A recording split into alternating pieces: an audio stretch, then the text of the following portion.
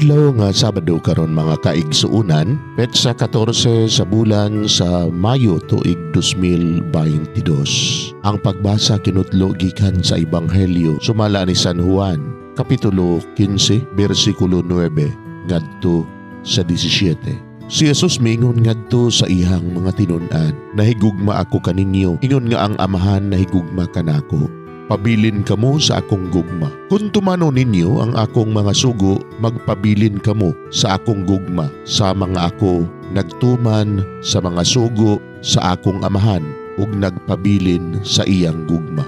Gisultihan ko kamo niini aron mabatunan ninyo ang akong kalipay ug mahingpit ang inyong kalipay. Kini mao ang akong sugo, paghigugma ay kamo sa mga ako nahigugma kaninyo. Ang labing dakong gugma nga ikahatag sa usa ka tawo ngadto sa iyang mga higala, mao ang paghatag sa kaugalingon niyang kinabuhi alang kanila.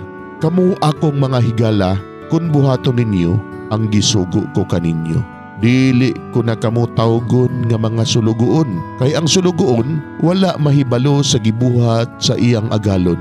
Hinuon, tawgon ko kamo nga akong mga higala, kay gisultihan ko man kamo sa tanan nga nadungog ko gikan sa akong Amahan.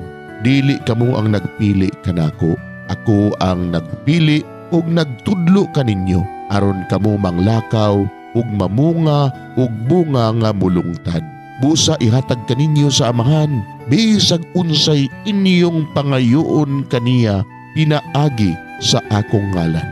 Kini mao ang isugo ko kaninyo, paghigugmaay kamo.